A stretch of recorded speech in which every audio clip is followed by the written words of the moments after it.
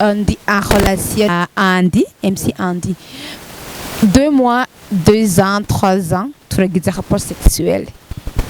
Icambere cyo nobabwira urukundo si rapport sexuel. Kuko ni benshi bapapa bacu bama bacu barubakanye na bapapa bacu baragize mu mariage batarinze kugira rapport sexuel. Je souligne ivyo ko mu mico n'akaranga vy'u Burundi niko vyamye kuko kenshi na kenshi bahura ari abavyeyi babahujije. Iyo ugize rapport sexuel n'umuhungu ico sindacemeye sico ngo ni urukundo ruca rurama ngo ni urukundo rwa vrai.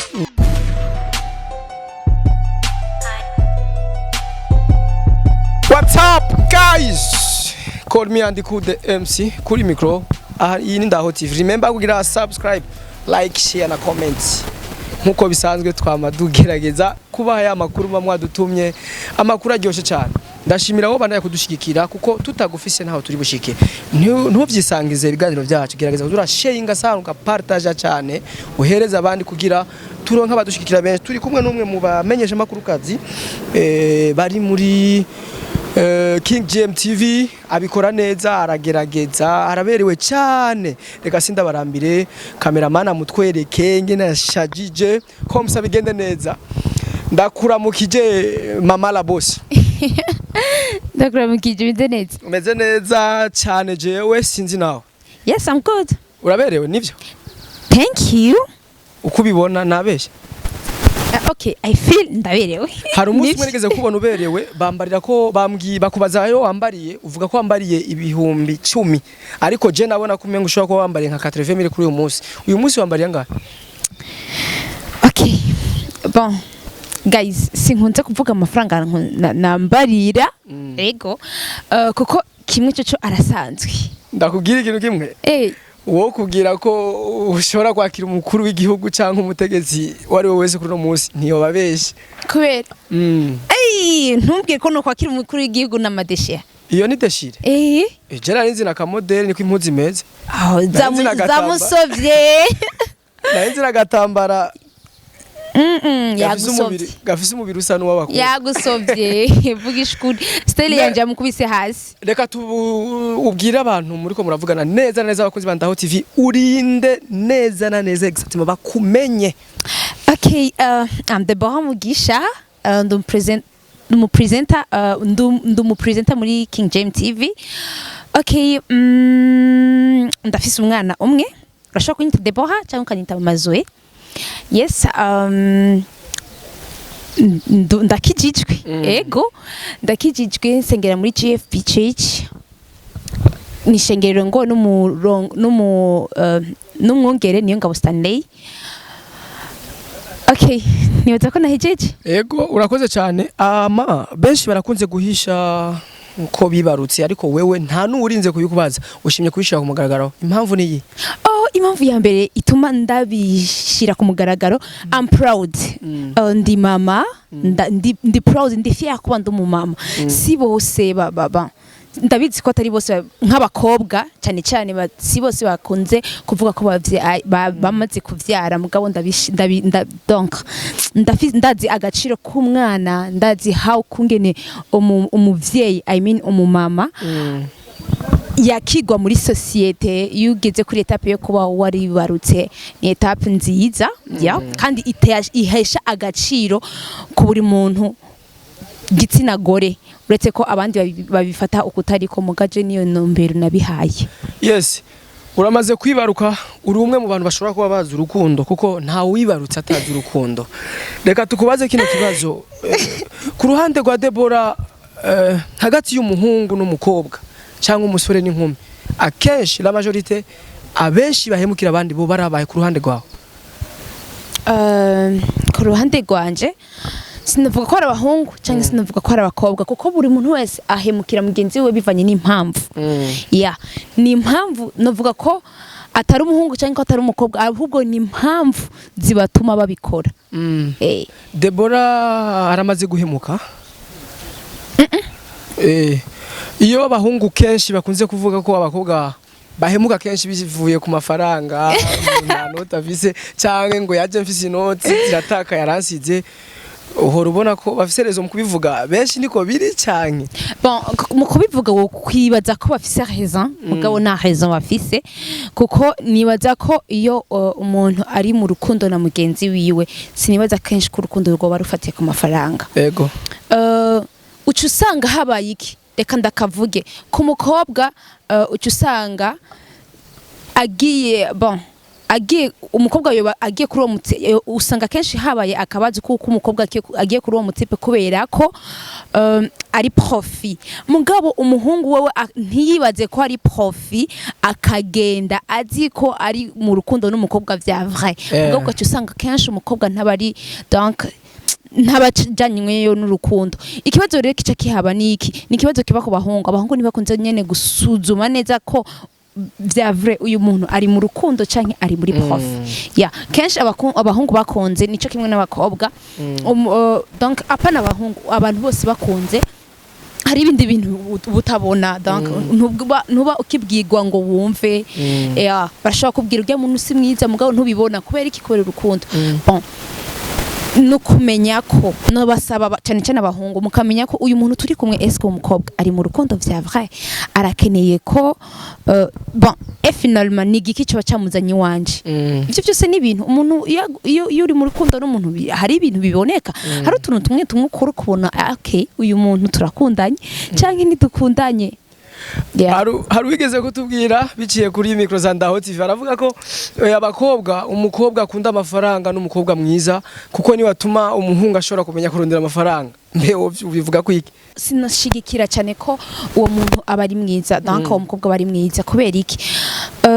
igihumbi yo cinjiye ku bantu donc reka mvuge mu muryango nkoreshe iryo jambo kuko deja muba muri kumura iyo umukobwa n'umuhungu bagiye mu vy'urukundo barashaka kwitegura umuryango kenshi niko biba bimeze ico gihumbi yo cinje muri mwebwe babiri reka ndabite muri uwo muryango wa mwebwe babiri ntikiba kije kugira ngo dufate 200 tuje kugura impuzu dufate 500 tuje dusohoke hama donc iyo ni gaspillage reka ibihumbi 10 vyinjire bifise programme kubera ko kazoza karabarindiriye urashobora kuvuga nti ejo nzobiki ejo ndakeneye kuba ikintu kanaka umwana wanje arakeneye kuba ubuzima kanaka jewe je nyine ndakeneye kuba ubuzima kanaka sinibaza ko priority za mbere nzoba ari go out kwambara neza uretse ko abakobwa dukunze kwambara neza Joseline turabikunze mugabo ntibice biba donc base donc ikintu cyambere ushira imbere yawo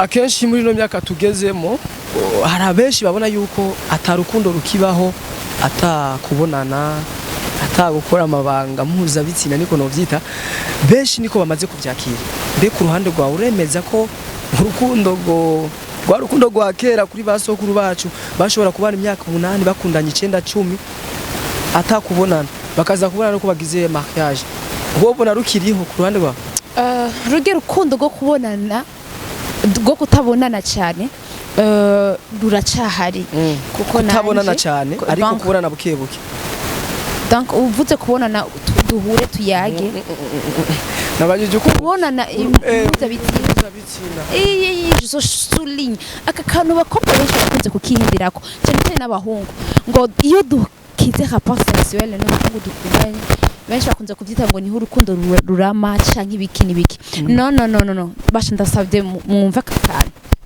ku mukobwa wewe umaze guhura n'umuhungu muzoshake mu birabi umaze guhura n'umuhungu mukundana rugya rukunda gukunda kera kuru la majorité y'abahungu ruca rugabanuka muga ku bakobwa ruca ruduga donc ku bakobwa baca baba uku abahungu bakaca bamanuka kubera iki icambere cyo nubabwira urukundo si rapport sexuel kuko ni benshi bapapa bacu bama bacu barubakanye na bapapa bacu baragize mu mariage batarinze kugira rapport sexuel je souligne ivyo ko mu mico n'akaranga vy'u Burundi niko vyamye kuko kenshi na kenshi bahura ari abavyeyi babahujije iyo ugize rapport sexuel n'umuhungu ico sindacemeye sico ngo ni urukundo ruca rurama ngo ni rukundo rwa vrai ya vrai hama Déborah. Okay, birashitse uno munsi for example ndi en relation na Mc Andy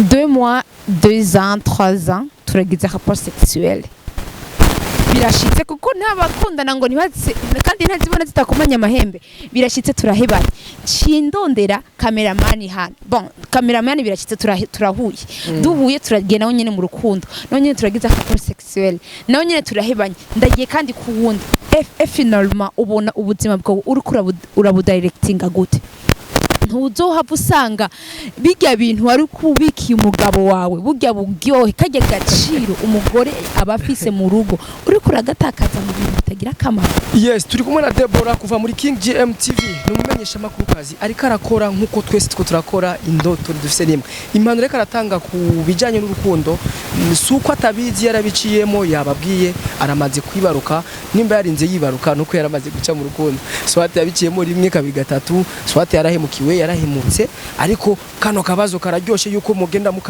mukamenye mbega Déborah usanzwe uri mu rukundo n'uwo mwubakanye twagiye inyishu irakeneye ku bakunzi ba Ndaho TV n'abakunzi bawe muri rusange. MC ndagusabye andi sinkeneye andi ni vie privée mugabo sindi donc ndi mu rukundo nivyo turi kumwe na Déborah King GMTV kiganiro cyari kijanye n'urukundo sije urukundo kuko urukundo ni bimwe bihanze amaso abantu bose twese twarafaditse nta udakunda nta utazonakunda baho. Déborah impanuro zitatu cyangwa action zitatu ubona ko zishika kenshi muri relation nyinshi y'abantu benshi bagiye batandukanye mu kibano mu bagenzi bawe wohanura abandi kugira bazozigendere kandi zizobafashe nizahe? Abantu bari mu rukundo ikintu ca mbere cyo cuno basaba nukuja mu rukundo ufise projet ntiduhurumbire kuko ego ubusore burahenda mugabo ntubasaba ko bogira projet ava yuko baja muri relation. Icya kabiri naco nasaba bivanye no komera kumwe wese ariko arakurikirana ino video ino interview afise mushire Imana imbere mu vyaha. Icya gatatu nobasaba ko mwokura mu mutwe kuko aka kantu kari mu bantu bose donc amakouple yose kumva ko tutagize rapport sexuel tutaba dukundanye. Okay, sivyo hama cyane kubakizwa reka ko sinzi ko mubamize amaca nk'imo bakatoliki bibara bigira ariko mu bakatoliki no mumenga baramaze kumenya imbere ko woza mu rukundo genda wige choix de conjugal dan umenye ivyo ugiyemo seri ndabasabe muzoje mu rukundo muzi ivyo mugiyemo cyane ari nka donc wiyangaje uzi neza ivyo ugiyemo. Ingaruka yo kwibaruka utagize mariage niya bacabona ko utifashe neza utatantuka umengo ntuba watanze agaciro mu yes exactement justement ntuba watanze respect ntuba watanze agaciro mu muryango. Ariko kandi hari ikintu abantu benshi bakunze kwibagiza swat urashobora kuba waravyaye wafashwe ku nguvu nivyo urumbe gushika none mwanya ko gufatwa ku nguvu bikibaho hari abantu benshi batabitahura mugabo biracyariho hariho donc na maway menshi n'inzira nyinshi zituba abantu abakobwa bisanga bamaze gusama inda zitifujwe. Akajambo kanyuma Ndaho TV ndabakunda abakunzi ba Ndaho TV don't forget kugira ndabashimiye kwanza mwebwe mwese muze kugira subscribe kuri channel ya Ndaho TV n'abatarayikora ubonyi uza kubona ino video uze kubikora. Nongera kandi ndabashimira umukobwa wanyu Déborah Mugisha ku banzi Instagram yanje ni Déborah Mugisha, Twitter nuko nyene Déborah Mugisha, Facebook Déborah Mugisha canke Debi Mugisha, page ya Facebook Déborah Mugisha. Reka ndabashimire ndabakengurukiye shimira na Andy na bon kuri kano karyo ndabayikunda ndabaryohererewe. Twaye kumwe na Andy the MC kuri micro inyuma kamera twaye kumwe na Dosi the ninja number 2. Remember kugira subscribe ndakwibukije tumushimire Déborah kubutumire bwacu yashoye kwitaba. Merci beaucoup, bye bye, ciao.